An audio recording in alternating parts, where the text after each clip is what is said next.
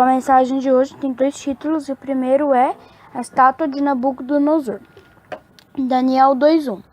Ora, no segundo ano do reinado de Nabucodonosor, teve este um sonho, e o seu espírito se perturbou, e passou-lhe o sono.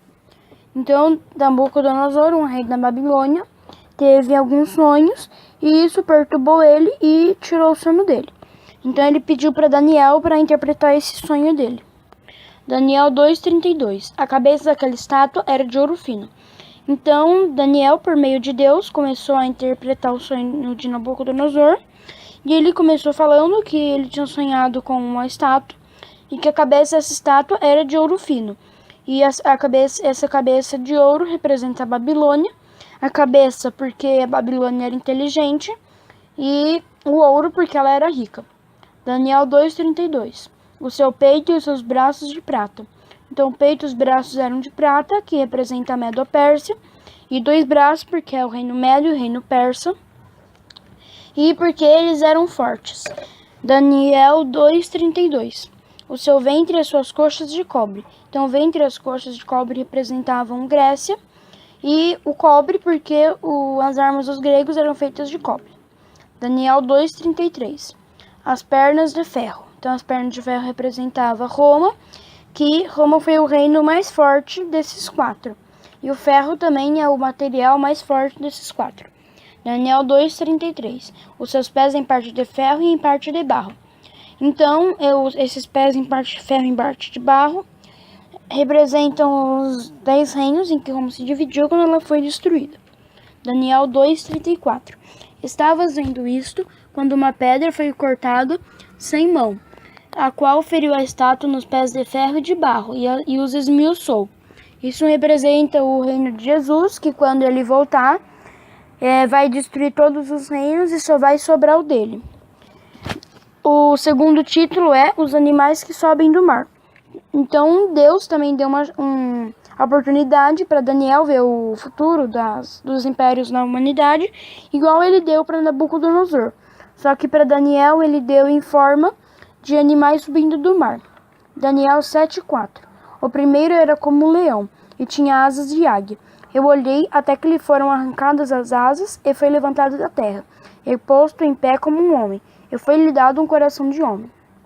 Então, o primeiro animal que subiu do mar era um leão com asas, e ele representa a Babilônia. E quando as asas são arrancadas e é dado um coração de homem, significa que ele ficou fraco. Daniel 7:5. Continuei olhando, e eis aqui o segundo animal, semelhante a um urso, o qual se levantou de um lado, tendo na boca 3 costelas entre os seus dentes. E foi-lhe dito assim: levanta-te, devora muita carne. Então, o segundo animal era um urso, que representa a Medo-Pérsia, e as 3 costelas na boca significa a conquista de Lídia, Babilônia e Egito. E quando foi dito para ele: levanta-te, devora muita carne, significa que ele matou muitas pessoas. Daniel 7:6. Depois disto, eu continuei olhando. Eis aqui outro, semelhante a um leopardo, e tinha 4 asas de ave nas suas costas. Tinha também este animal 4 cabeças, foi-lhe dado domínio. Então, o terceiro animal era um leopardo com asas, que representa a Grécia, e o leopardo significa velocidade, e as asas mais velocidade ainda. Alexandre o Grande marchou 8.364 quilômetros em 12 anos. Então, ele foi marchando e conquistando, que era muito para uma distância muito grande, 8.364 quilômetros em 12 anos para a época dele. E as 4 cabeças significa que quando Alexandre o Grande morreu, o reino dele foi dividido para os seus 4 generais: Cassandro, Licímaco, Seleuco e Ptolomeu. Daniel 7:7. Depois disto, eu continuava olhando nas visões da noite. E eis aqui o 4º animal, terrível e espantoso, e muito forte, o qual tinha dentes grandes de ferro e pisava aos pés o que sobejava. Então, o 4º e último animal era um monstro, que na Bíblia não fala com que animal ele se parecia. Então, era um monstro que tinha grandes dentes de ferro e pisava o que sobejava. E ele representa Roma, que Roma também era muito forte e muito violenta. E isso são profecias, são coisas que já aconteceram, são comprovadas pela história, e isso significa que tudo que está na Bíblia é verdadeiro. Então, nós sempre devemos acreditar na Bíblia.